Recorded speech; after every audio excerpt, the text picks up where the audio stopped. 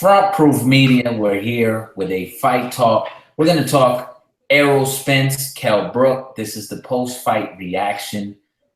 I got senior writer, editor Hector Franco, and also senior writer, editor Daniel Zaldivar here from Frontproof Media, giving their reactions on the fight. It was a very, very good fight, very good welterweight fight. I'll start with you, Hector. What were your thoughts on the fight? Were you impressed with Errol Spence's performance? And what did you think about Kell Brook as well? Yeah, I was definitely impressed with his performance. The thing that I was impressed with the most from Spence was his composure throughout the whole fight. When he came in the arena, he heard a lot of boos when his name was being announced during his entrance, but he kept it cool. He kept it calm. Even in times when Brook was, countering over his jab or, landing right hands on him, because Brook was effective landing lead straight right hands and lead left uppercuts throughout the fight. I like that the rounds would go back and forth. If you look at rounds like round 4 or round 7, there was a lot of swing rounds in there where Spence would take control in the first half of the bout and then get backed up by Brook in the second half of the bout. But the most important thing that Spence did was that he was more consistent than Brook. And by consistent, I mean that he kept a ready, steady body attack from the very first round. And I know that the fight was stopped due to really Brook's eye, his left eye, but I think that body attack didn't help out either. The fight was pretty much even after 8 rounds. After 6 rounds, I noticed that Showtime Steve Farhood had Brook ahead after 6, and I probably had the same thing. I know some of the rounds I gave to Brook, but I was really impressed with Spence. I like it when guys have adversity thrown at them and they're able to bounce back from that within a fight and win anyway. Afterward now, I'm looking forward to Spence, fighting Keith Thurman or Manny Pacquiao, but I don't think those 2 fights are going to happen this year. Thurman's coming off of elbow surgery. He's going to be out for 6 months. I don't think he comes back the rest of the year. So realistically, I'm hoping that Spence ends up fighting either Sean Porter or Danny Garcia. No doubt. And your thoughts on the fight, Danny? Yeah, I agree with actually everything Hector just said. That body work is what I think sealed it for Spence. He was consistent with it from the beginning because he's known as a body puncher, and he's proven that in fights past. But of course, he had to prove it against a top tier talent in Kell Brook. And when he started doing it in the first few rounds, I was like, okay, if he can keep that up, then that might be enough to give him the fight. And it did, because I think overall it's what kind of slowed down Brook enough for Spence to capitalize, especially to get that damage on that right eye. Because even going against the jab that he was doing, he was consistent all around. This was his coming out party. This is a fight that everybody wanted to see if Spence could handle, the big stage, and he did. There was it going halfway through the fight. It was close. I think a lot of people had Kell Brook up by maybe 1 or 2 rounds. But then when you could start seeing the damage on Kell Brook's right eye, that's when I told myself, I was like, oh man, if he keeps working on that eye, just because he's had problems in the past, that'll probably give him the win. Because and the funny thing is that wasn't even the eye that Triple G affected. That was a left eye. So Correct. Now that he's got 2 eyes that he's got problems on, that's gonna, hopefully that doesn't affect him bad enough where he has to retire from the sport, which I don't think it will. But that's gonna pose a lot of problems for him in future fights when he fights other people after this. Yeah, definitely is something to look out for. I was talking to Hector earlier, immediately after the fight. Through 8 rounds, I had it even. I thought that in a lot of the rounds that Errol Spence started strong, and Kell Brook finished strong. So there was a lot of swing rounds, and that could have went either way. You know, Steve Farhood, I think through 6, he had it 4-2, as Hector mentioned. It was a little bit closer for me, but Errol Spence definitely invested in the body work. A lot of people are talking Keith Thurman now, and that's a tough fight for Thurman because Spence is not your typical body puncher. He invests in that body work, as he showed in this fight. Now, I did notice that Spence gets countered quite a bit. Brook was able to counter over his jab quite a bit, particularly early in the early rounds. Spence kind of adjusted to it, but he was hit with quite a few counters. That may be something to look out for with Thurman. Thurman is a bigger puncher than Brook, in my opinion. But it's definitely a tough fight for both men should they fight. Now, right around the 7th, 8th round, I noticed a shift. That's when you started noticing the eye swelling. You started noticing that Brook's performance changed up quite a bit. And, you know, round 10, definitely, you saw him blinking. Right before he went down, you saw him blinking and kind of backing off. I didn't think anything hit him that hurt him. I don't think he went down from being hurt either.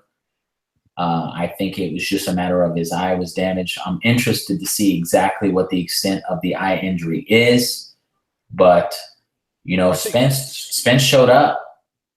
No, yeah. Real quick, I think you know, when I saw his eye and I could see that he was touching a lot more and it was bugging him, it kind of made me go back to when Lucas Matisse lost to Victor Postal. You know, it was kind of a similar situation where he went down on a knee because he felt like he couldn't see, and if he took more punishment, it would have been like long-term damage.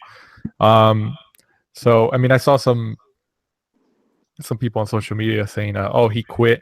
I don't know if it was Terrence Crawford or not, but I think Terrence Crawford tweeted that he quit, pretty much like implying like, "Oh, he's a quitter" and stuff. But I mean, even Brooks said, I think in the post fight, that he said, you know, I felt it was pretty bad, and not as bad as a Triple G fight, but you know, enough for me to realize, okay, if this keeps going, then something might. You know, I mean, do you really want to risk going blind? Like, and then, you know, just because I mean, I get it, you know, a fighter is a fighter and they have heart, but I mean, you know, when the fight's over and then if it does long-term damage where it makes you go blind or you have to do all these like cataract surgeries and stuff, I mean, would you regret that later on? So, I mean, that's a kind of like a, you know, gray area, but yeah, I just wanted to kind of throw that out there. That kind of reminded me of the whole Lucas Matisse fight against Victor Postal. So, you know, the talks now are that Brook is going to move up to 154. Probably a wise move in terms of weight, but with the last 2 eye injuries, do you think it's a good move for him to go up in weight and face the bigger punchers now that he's gone through an eye injury on each eye? And we'll start with you, Hector. You know, in the post-fight interview he did with Sky Sports, he did get asked if he could make the welterweight limit still. He did say yes to that, but afterward, Eddie Hearn said that he really wants Brook to move up in weight. You know, I'm not sure how good Brook would do at 154. I mean, when you go up there, he's got Jermell Charlo, Jarrett Hurd, and Arislandi Lara waiting for him up there. I'm not sure how well he would do against those guys. I think that there's still options for him at welterweight. You know, he lost to Errol Spence, and, you know, Errol Spence proved tonight that he's obviously, you know, top 3 or the best welterweight in the world. And, you know, if you guys want to check out Daniel's article he put out yesterday, you know, he's probably going to be in contention for being one of the top 10 pound for pound fighters in the world now. Possibly. I mean, I'm not sure.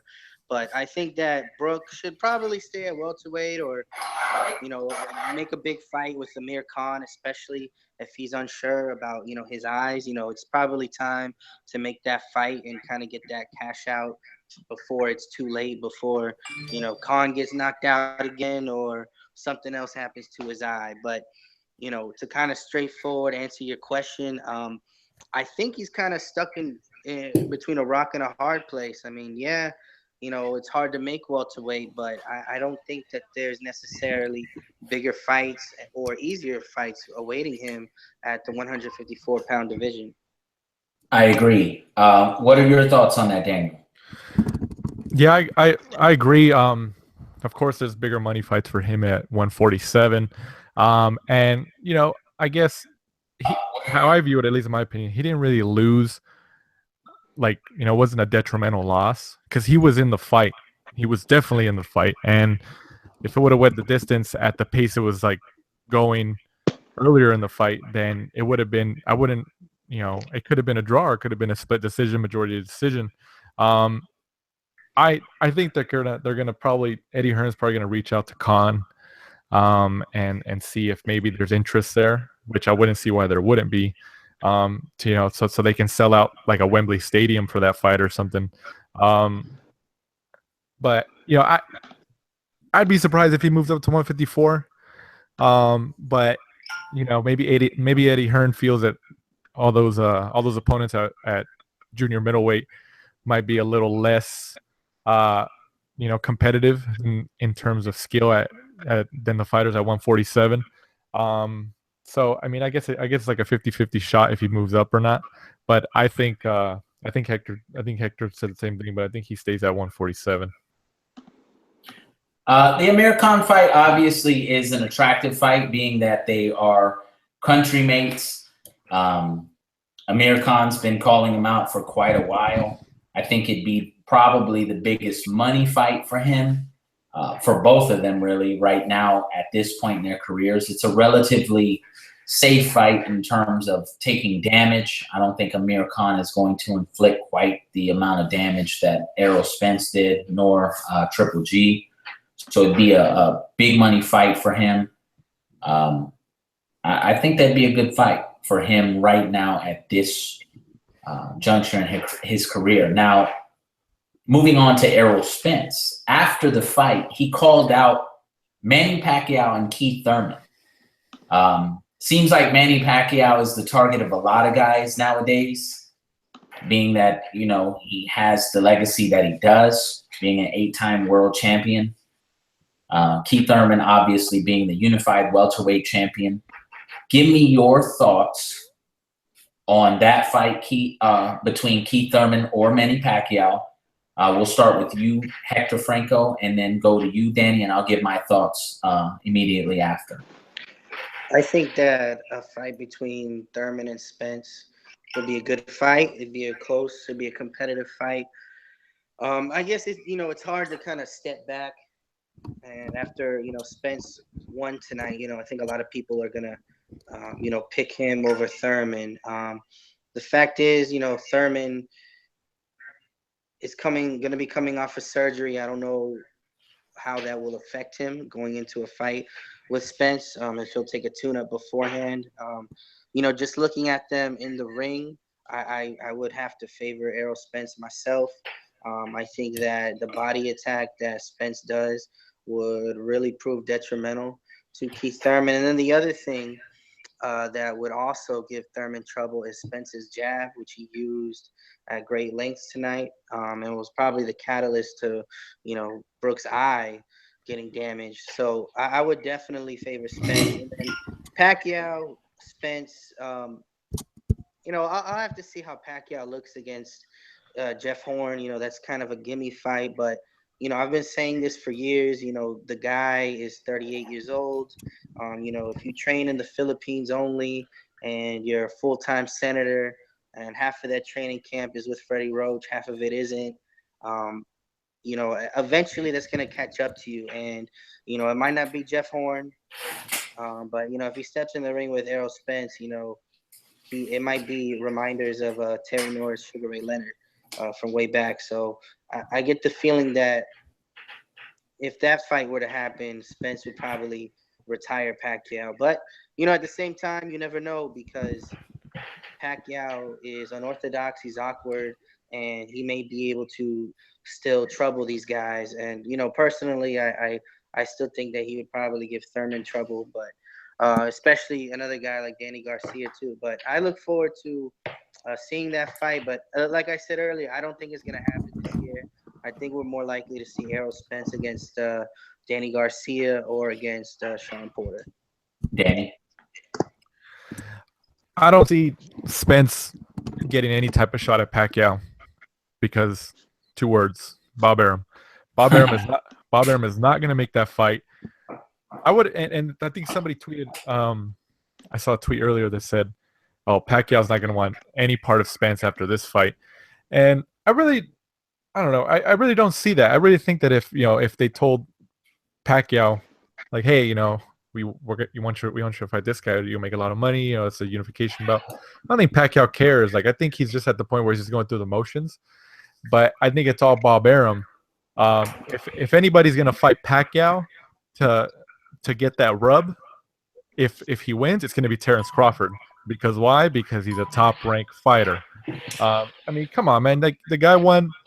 He beat Felix Diaz a couple weeks ago, and then he said he wanted that Pacquiao fight. Why? I mean, was he coached to say that before, like by his promotional company? Like, I mean, there's a lot of fighters up at 147, but you want your stablemate. I mean, I get it. You make a lot of money with Pacquiao, and I guess you want to get paid. But if anybody's gonna fight Pacquiao and get that rub, it's gonna be Terrence Crawford before Spence does. But I'd like to see Spence fight Pacquiao before Thurman, and then have that winner fight Thurman, so it could be 2 belts on the line for each. So they both come in with like an even amount of titles, one with the WBO, IBF, and then the other one with the WBC and WBA. I think that'd make the entire event and the entire story a lot more interesting. When both fighters have 2 belts apiece. But no, I don't see Pacquiao having any piece of Thurman or Spence. Unless it's like mandatory, unless they're going to strip him of the belt of the WBO, like the WBO says, hey, you have to fight these guys because there's nobody else you could fight. You can't fight Jeff Horns for the rest of your life. And unless it gets to that point, but I mean, Top Rank has had a really good history with the WBO sanctioning body. I mean, I think I saw a graphic. I don't know if it's like verified, but I saw a graphic that said that how many WBO title fights have been under Top Rank and as opposed to WBC, WBA, IBF, and it was like double digits more than the other sanctioning bodies. But no, yeah, I'd like to see like a Spence fighting a Danny Garcia or like a Sean Porter and stuff, and in all those I'd favor Spence, just like Hector said. But I mean, I wouldn't mind that, have him fight like a Danny Garcia or any other guys, and then build up to the Thurman fight. That'd work for me.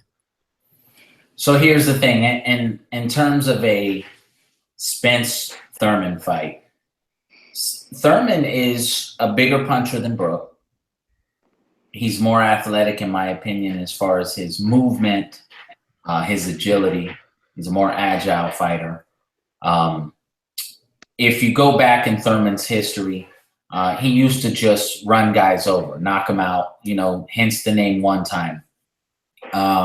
In recent history, under Dan Birmingham, he's become more of a boxer puncher, not really knocking guys out, but effectively beating guys. With Danny Garcia, I thought that the rounds that Danny did win, Keith allowed him to win because Keith kind of took his foot off the gas.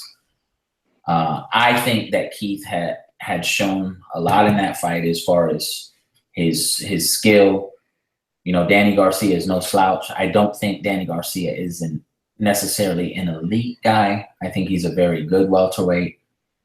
I think it'd be a good fight. My issue with that fight is the fact that Spence commits to the body work.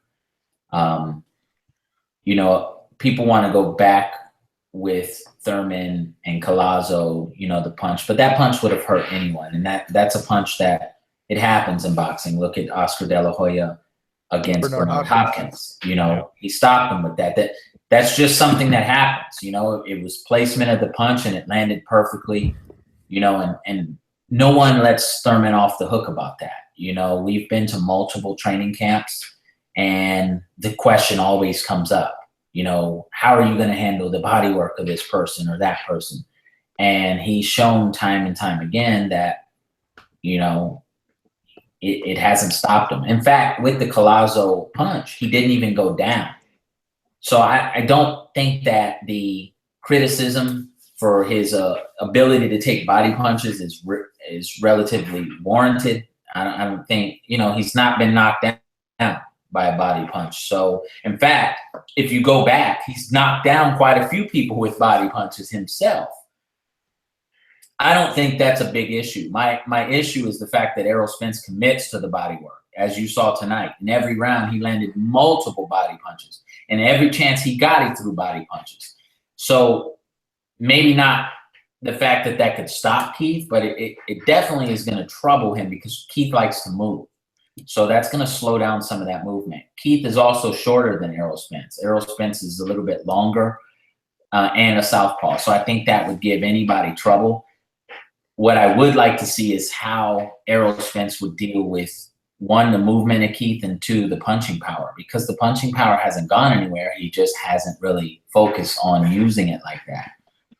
So the game plan of, Thurman and his trainer, how would they face an Errol Spence? And remember, Keith has more experience in terms of the pro level. So yes, it was an impressive win by Spence, but I don't think he blew Brook out of the water. I don't think it was something where we're like, whoa, because after 8 rounds, it was even. Brook was doing the little things, hitting with counters and things of that nature, things that I think Keith Thurman also could do. I think Keith Thurman is more dynamic than Brook as well. So I actually think it'd be a better fight. Now, would Keith be able to overcome Spence? Spence is highly talented. That remains to be seen. Like you, I don't think the Pacquiao fight is going to happen for either man, Spence or Thurman, both calling out Pacquiao. I don't think that's an option. It'll be interesting to see where they go. But I can tell you this, it's not going to happen this year. 1, because of the injury to Thurman, and 2, because I just think that both men are going to take a fight in between that happening. So if the fight does happen, it's very likely to happen in 2018. Now, was there anything else that you saw in this fight that would lead you to believe that Spence is an elite guy, Danny? I mean, I think he is an elite guy. There was all those stories that he was like in sparring session, he was like killing, like holding his own against Mayweather and Broner and all that stuff. And it wasn't like I was one of those critics like, oh, I don't know, like he has so much hype behind him, and they call him the truth, and they like, I was just like, oh, I this is the first time he's faced with an adversary who's on an elite level, in a Kell Brook, and he's going to be on a big stage, almost 30,000 people, soccer stadium. So I was like, okay, this is where you handle it. And not only do you have to show your boxing skill, you have to show how you handle the pressure on a big stage. And I think he passed easily. He had a consistent game plan, and Kell Brook, like you said, it was even coming up into the later rounds. And I think the only reason Kell Brook, it went into Spence's favor, which I don't think, it's not a knock on his skill, because he made that happen. But the question is that if Kell Brook's if his eyes weren't so prone to that type of damage, would it have ended like that? That's the big question. I still think that Kell Brook is still a great fighter, and this doesn't write him off at all. He didn't quit like a Nicholas Walters did against Lomachenko a couple months ago. But so I think Spence is the real deal. Question. Would Brook have beaten Keith Thurman tonight? I guess that's a question. I don't know. I still even after this fight, I still can't tell you that. I still think any fight with Kell Brook, whether it's a Garcia fight, which I wouldn't mind seeing a Danny Garcia and a Kell Brook after this, especially if both of them coming off of losses. But I still don't think just because he lost tonight that Thurman would clean Kell Brook out of the water and stuff. No, I still think Kell Brook is a great fighter, and he's in the upper echelon. He got worked tonight, but he was in the fight. Like, they were both going neck and neck. And it's just he just got so much damage to that eye that he didn't want to continue it, because I think he only your body. So I think he realized, like, if I keep taking punishment, this is gonna affect my vision, and then I not only will not be able to see again, but of course he can't box anymore, which is his profession. But I'd still like to see a Kell Brook versus Keith Thurman fight. I'd still think that's an intriguing fight. But of course, Spence is first in line now that he has a title. But yeah, I don't view Kell Brook as any less than I did before this. I still think he could have great fights with a lot of the other welterweights in the 147 division. What about you, Hector? I think Brook is better than Thurman, so I would say yes, that I think Spence would have probably beat Thurman if he had fought him tonight. But one thing I wanted to point out, though, is that Spence did mention in the post-fight interview that he had been out of the ring since August of last year, and that may have played an effect in his performance tonight, as far as how sharp he was and how long it took him to get started. I mean, at the end of the day, he was the one who controlled the distance and where the fight was fought at. And I think that in that case, I think he does that a lot better than Keith Thurman. And I would see him getting Thurman against the ropes and landing a lot of punches on Thurman upstairs and downstairs. But, we'll find out. I mean, fights aren't won on paper. Let's see him actually get in the ring. So if that fight actually happens, Spence wants it. Thurman seems like he wants it. They're both promoted or both managed by the same guy. They're both within the same universe. So let's make it happen. In the meantime, I don't think that Spence should, have another 9-month layoff. He should get right back in the ring as soon as he can. And, Porter and Garcia are both open. Who would you like to see him fight? Obviously, taking Thurman out of it because of the injury. Who would you like to see him fight next? I would like to see him fight Porter, Garcia, even Lamont Peterson. Porter would be interesting. Porter would be interesting because of his style. I think Porter's difficult for pretty much anybody, just for the fact that he roughs you up. He comes forward constantly, keeps the pressure on you. I think that'd be a great test for Errol Spence, so that's good that you brought that up. I wouldn't want to see Danny Garcia. I think Errol Spence would blow him out of the water. And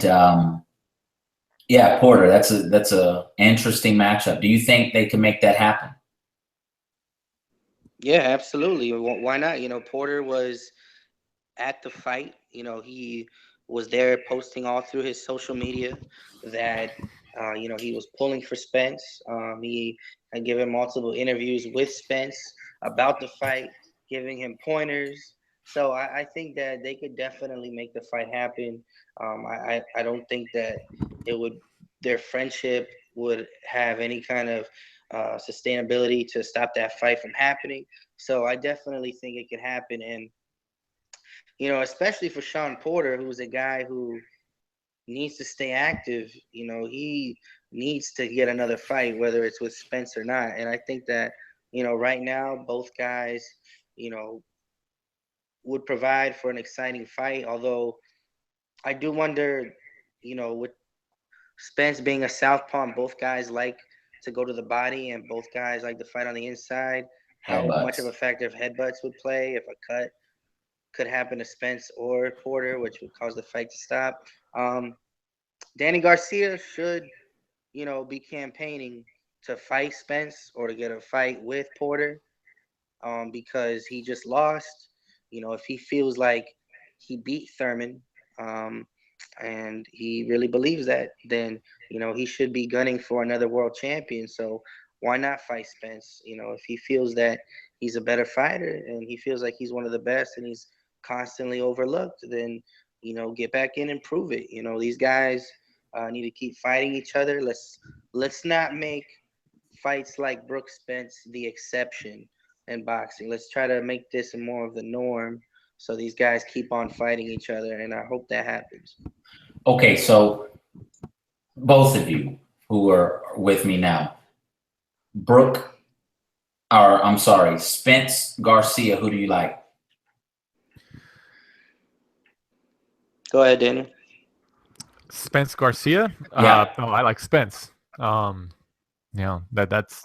That's no question. I don't think just because of the hate Garcia gets because of his dad, and he's kind of been criticized for fighting lesser competition and whatever and stuff like that.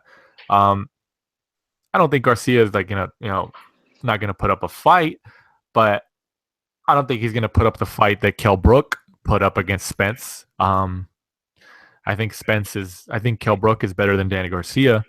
But I think that'd be an intriguing fight just because, Garcia still has a lot of talent. Just because Thurman beat him, it's not like Thurman completely outclassed him. I don't think the word completely is not even there. I think Garcia does have talent, but no, I'd take Spence in that. And if he can knock out a guy, get a stoppage against a guy like Kell Brook, then I wouldn't see why he wouldn't be able to do that to Danny Garcia. I think it's funny that you mentioned Thurman and his moniker one time, but I think Spence needs that one time now because Spence is becoming that KO guy that KOs for life. He's kind of taking over that throne over from Thurman. So if Thurman wants to keep that nickname, I think he needs to start knocking guys out because right now that's Spence who's doing all that. Yeah, I would agree with that. Spence has been, he's gotten, 3 really good knockouts in a row. Algieri, Bundu, and now Brook. As far as a fight with Danny Garcia and Errol Spence, Danny Garcia is a mid-range hooker. He likes to fight on the mid-range. He doesn't like to fight from distance, and he doesn't like to fight on the inside either. So I think that Spence needs to come in with a jab, go on the inside, and I think it's a bad style matchup for Danny Garcia. I think Spence would probably stop Garcia, but Garcia has a good chin, so maybe Garcia would go to 12 rounds. I do see Spence winning that and winning that widely, but Danny does have the ability to time guys, but at the end of the day, if you're able to offset and control distance and range on him, his timing gets subdued. And I think Spence can definitely do that. And I would believe that, especially after tonight's performance, that Spence would definitely beat Danny Garcia. Okay, so on the flip, Spence versus Sean Porter. What are your thoughts on that, guys? I still pick Spence. Sean Porter, like you mentioned, it'd be an intriguing fight just because of his style. Honestly, watching Sean Porter fight, I mean, it's not that I'm not taking away the talent from him, but it's just like, God, I would hate if I was training a guy like that. If I was a boxing trainer, I would hate to have him fight like that. It just kind of, it looks so ugly, but it works for him. Like he knows the sport, but it's just kind of like you're jumping on top of you. I think Sean Porter's got a lot of heart. There's a lot of guys. I think Hector said earlier, or was it you, Joseph, that as of right now, Spence would probably be picked over a lot of these guys in the 147 division. But it's not to say that these guys are like a cakewalk. There's a lot of other fighters in this division who they would still give him a tough fight. But I mean, if you're asking, okay, well, who would you pick? Like, without saying like a draw or 50-50. Well, I think anybody smart enough at this point would have to go with Spence. So with you saying that, do you think Spence is the elite in the welterweight division after this performance, both of you?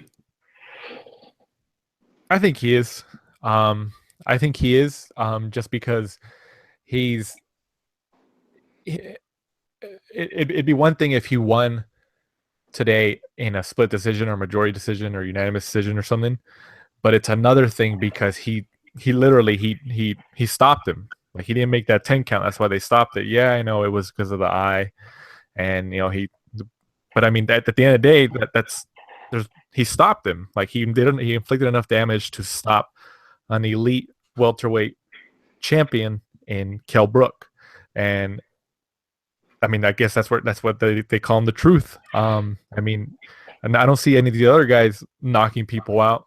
Garcia's not knocking people out anymore. Thurman, even though that's his nickname, he hasn't been knocking people out the last few fights. Pacquiao kind of is on cruise control. I mean, I still think Pacquiao's good, and he put up a fight, but I mean, he hasn't really knocked out anybody in a while. Sean Porter's not really been a knockout guy. Spence is literally like that's his thing, and I think if he can stop a guy like Kell Brook, then I think he's arguably the number one, regardless if Keith Thurman has 2 belts. I mean, you can make a case that Spence is the number 1 welterweight in the world right now. Skill wise, maybe I think you still have to go with the unified guy. He's also proven. Right. No, yeah, I'm. That's why I said arguably. I mean, I don't disagree with that, because there's going to be people who say, well, no, he's got 2 belts, and I don't take that anything away. That's why I said Spence has a case after tonight, is what I'm saying. Definitely. I mean, you have to go with the unified guy because he earned it. Keith definitely earned both belts. They weren't handed to him. So as of right now, I have to say that Keith Thurman's the best welterweight in the world. Consensus welterweight champion. So he's the guy that you have to say is that guy. But in terms of raw ability, Spence does show a lot. He brings a lot to the table. So it'll be interesting to see going forward. What are your thoughts on that, Hector? Do you think Errol Spence Jr. is the best welterweight in the world right now? No, I think that spot is vacant right now. I think there's 3 guys who can make a case for that. Name them. And I think that's Pacquiao, Thurman, and Spence. I think that while Thurman is the unified champion, he got his title from Robert Guerrero, and then Danny Garcia got his title from Robert Guerrero. So yeah, he's the unified champion, but let's not act like he beat Sugar Ray Leonard and Tommy Hearns to get those titles. He didn't. I mean, he's the unified champion, and that's great, but he's got people in line where if you beat Danny Garcia, but half of the people think a past prime Pacquiao could still beat you, then you're not the number 1 welterweight. And if a guy whose first world title shot he gets at 28 years old, and I'm sorry, but the win over Brook is better than anything Thurman has done by far. Brook is a better fighter than anyone that Thurman has fought. He went over to the UK and he stopped him. So for me, I can't rank Thurman number 1. He could have 5 belts. I wouldn't rank him number 1. So for me, it's still vacant. When these guys fight each other, then we'll have a clear number 1. Ironically, Danny Garcia beat Robert Guerrero for the WBC belt. Yeah, and that's a good point that Hector brought up, in because I was at that fight. Because it was over here in LA at Staples Center, and the WBC belt I think it was a vacant belt. I don't think Guerrero had the belt. It was a vacant. Vacant, yeah. The WBC was criticized for that they made that match for the WBC vacant title. Because I remember I remember Anthony Stacks asked Keith Thurman in the post fight what he thought about that this fight was made for the WBC title, the vacant title, and Thurman didn't know what to say. He was like, "That's a good question." He was just like, "I mean, that's something you're gonna have to ask them," because it was kind of like, I mean, why are you gonna make it for this? I mean, Garcia had a little bit more of a justification, but Guerrero's been done after the Mayweather fight. He's been done. He's just kind of cashing out on his last few fights. But yeah, it's a good point that Hector brought up, that Robert Guerrero was the one involved in these WBC title matches, and Robert Guerrero hasn't been the same since his loss to Mayweather. Yeah. So looking at the scorecards at the time of the stoppage, Spence led on all 3 cards. One card 97-92, one card 96-93, and one 95-94. Do you agree with those scorecards? Because I had it a lot closer. I did have Spence pulling ahead with that 10th round, being a 10-8. And you could almost argue 10-9 actually in the 10th because Brook came on strong at the end, but I think it still would have been labeled a 10-8. Do you agree with those scorecards? Do you think it was that wide? Particularly the 97-92. Go ahead, Dan. I don't think it was as wide as the 97-92, which I think that was Adelaide Bird who had that, the American judge. But I think it was his name, Dave Paris. I think he was the UK judge. I could agree with that 90. I think he had a 95-94 at the time, or maybe not. But I think the UK judge had it the closest. And I didn't break down his scoring. I'm not sure if he included the knockdown in that because I didn't calculate it, but I had it pretty close, even at the time of the knockdown, where he went down from the combination of shots. Because I still think, like I mentioned, I still think Kell Brook fought his ass off. He fought his ass off. He found openings and he caught him with some uppercuts and stuff like that. But I think it's just the damage. He just kept. Errol Spence just was able to walk through a lot of these punches and keep his power up. As the fight progressed, he kept consistency, on those punches. But yeah, I had it pretty close. I could agree with the UK judge. I think his last name's Paris. I think he had a 95-94. So I could agree with that. But no, I didn't think 97-92. I didn't think it was that wide at all. You said the scores were 97-92, 95-94, and 96-93? Yeah. Okay. No, I thought the fight was a lot closer, but I do think that if you look at Showtime's Steve Farhood, he gave Spence the 6th, 7th, 8th, 9th, 10th rounds, and the 10th round was a 10-8. I'm thinking that the ref that had it or the judge that had it that wide probably did the same thing. And, if we had it by 5 points, 97-92, I'm guessing that, a lot of the close rounds, like the 4th round, 7th round, even the 1st round, he probably gave to Spence. So, I'm not gonna disparage the judge, but if you just look on Twitter, there were so many people, after certain rounds that said they gave the round to Spence or they gave the round to Brooks. So I think regardless of the scorecards, it wasn't indicative of how close the fight actually was. So, unfortunately, judges, they aren't interviewed after fights. They're not asked about how they got to that certain scorecard afterwards. So, I'm not going to say that maybe a ref had it, was favoring Spence for any reason or had a scorecard out, but I do think 97-92 was pretty wide. It basically means that, he probably gave every close round to Spence. Now, it's interesting. I'm sorry. If I can just add something real quick, is that in terms of the landed punches and all that stuff, the stats after the show stats, I think Spence outlanded him by, I don't know if it was 100 punches or like 80 punches or something, but in terms of the stats, Spence outlanded him, and I just hate when people on Twitter they say like, oh look, they just base it on the numbers. Like, look, he outlanded more, so I don't know how you could say the other guy won. Like, it's hard. Like, it kind of irritates me because like, unless they're completely outlanding them, like it's definitely noticeable during the fight, then okay, that's a different story. But during this fight, it wasn't completely noticeable until maybe the last 2 rounds of the fight, that Spence was outlanding him like cleanly.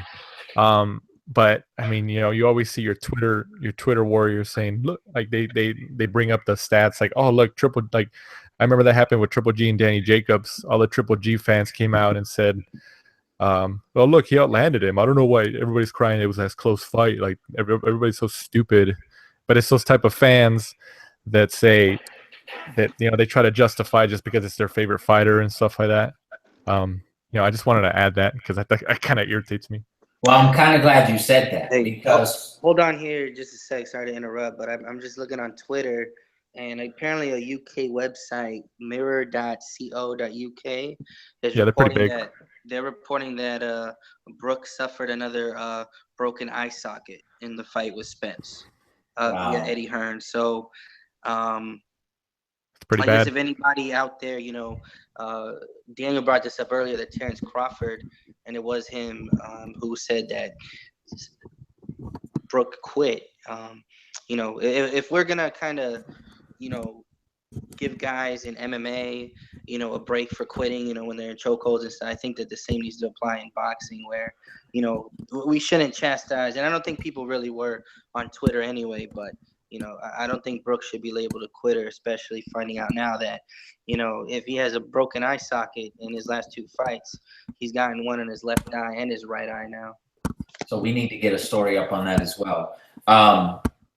Just to add to what you said, Daniel, I'm actually glad that you cut in, because Hector and I spent quite a bit of time with probably the most prominent referee in boxing today, Steve Willis. We spent several hours with him this week, and he kind of filled us in and schooled us on how things are judged and how things kind of go. And, you know, one of the things he left me with personally, and I'm sure Hector can build on this as well, is that the judges are looking at strictly punches. They're not looking at movement. They're not looking at the crowd's reaction. And one of the biggest things that stuck out was that the whole thing about you have to go and take it from the champion. He said that that's untrue. That's all hype. There is no, you have to take it from the champion. It's the man who is more effective, lands more punches. He even broke down what effective punching was and ring generalship. So when I watched the fight, it was kind of from that perspective, kind of what he taught me, and what I'm learning is the real way of how they score. They look at only arms. They're not looking at anything else. So what I saw was an even fight through 8. Once the 8th round had come to a close, you know, I saw Spence start to kind of pull ahead. Now that we've learned that it's a broken orbital bone again, it kind of really puts things in perspective that he was hurt for real. So, you know, and it kind of looked like that. I mean, he went to a knee without even being hit. So obviously something's bothering you. And he looked like a completely different fighter after the 8th round. I don't know if you guys saw that, but just wanted to add that. And it kind of built on what you were just saying. You know, the way they score it is only on those things, you know, and that whole take it from the champion is BS. Yeah, I've never really agreed with that whole take it from the champion. You know, because I mean, who's to say that if we were judges, like I think it's hard to watch, and like if you're spending your time watching these fights at ringside and you're spending your time trying to count these punches that are landing, I think you're gonna miss an entire different part of the fight if you're trying to sit there and count the punches that are landing in order to make your judgment of a round. And watching it from home, you know, you're eating popcorn, you're drinking a beer, you're going to the refrigerator in between rounds, you know, things like that. These judges don't take their eyes off the action for a second. One of the things he mentioned was also that, you know, if you take your eyes off the action for just one split second, the round's over for you. Like you've missed everything. These judges are trained to watch all the punches. So I just found that so interesting that as media and as fans who are watching it from the outside, we're not looking for the same thing that judges are. So that's why sometimes we criticize judges for, oh, you know, he got it totally wrong. He's blind. What did he see? you know, and sometimes there is bad judging. I'm not gonna say that, but for the most part, you know, where they're watching it from and where we're watching it from is two different planets. Care to elaborate on that, Hector? Yeah, you know, what Steve Willis kind of brought to light was what judges are looking at, and they're really supposed to be looking at just the punches. And he broke down a little bit about how difficult it is to actually judge fights and how important it is. You know, one thing that he stressed was that a lot of writers and a lot of people should go to these IBF or, you know, WBC or whatever organizations conventions, because they go over the criteria for scoring. And, you know, just looking at it, you know, we got ring generalship, we got clean and effective punching, defense, effective aggressiveness. You know, when we sit down and look at it, you know, a lot of fans may not know exactly what things are ring generalship. How do you score them correctly? So a lot of these fights that may be controversial, you know, may not be as controversial to people who actually judge fights versus others. But, you know, I do think that that's something that is important within the sport. You know, boxing, you know, refereeing the sport and also judging the sport is one of the most difficult jobs probably in all the sports. So I think that, you know, while I do feel that I think commissions and these organizations should kind of open themselves up more to the media to explain themselves, because we can't have it both ways. You know, they want the media to come to these organizations, but at the same time, you know, the judges aren't allowed to speak to any of the media. So, you know, we kind of got to have accountability on both sides. But I do think that people, writers, people within the sport that cover it do need to go to these kind of things to kind of get a better understanding of what the judges go through. So with that being said, we will end this conversation here. I'm really excited for boxing. This has been a great year. 2017 has really come through for boxing fans, boxing media, and the fighters themselves. Hopefully going forward, we get more fights like this. Like you said, Hector, earlier, hopefully this isn't the exception. I know we have Ward Kovalev coming up next in terms of, you know, mega fights, and, you know, several other fights on the horizon. So, you know, Canelo Triple G also being a super fight. Hopefully these fights live up to the hype that they're being billed at as well. Did any of you have anything else to say before we hang this up today? Go ahead, Hector. No, I just want to, you know, thank the fans for, you know, tuning in and listening to us. You know, we really appreciate it. Without you guys, we wouldn't be here. You know, come check out the website at frontproofmedia.com. Come follow us on Twitter. Follow Daniel at ZBoxing on Twitter and on Instagram. You know, follow me, Mr. Hector Franco, on Twitter. And, you know, if you guys have any questions, you know, one of the things that we always stand by is our engagement with fans. So anytime you guys, you know, read anything by us or have any questions, you know, go ahead and give us a shout out. And once again, thank everybody. Right. Yeah, he said, took the words right out of my mouth. Yeah, just thank all the people for the support who've been supporting us. You know, we try to put out, as you know, the best boxing content that we can here on the site, and across all platforms in terms of video, articles, you know, social media, all that stuff. You know, he's like he mentioned, all about engagement, And then I think, Joseph, you said earlier at the beginning of the show that we're going to be giving out shirts and getting some merch out. So, you know, if you'd like to support us, it'll be coming out soon. We'll probably put up some images on social media, and then you guys let us know what you think, and we'll go from there. Yeah, and like Hector said as well, if you have any boxing related questions that you want us to address on the show or during our Instagram chats, which we do quite a few times a week, make sure to reach out to us.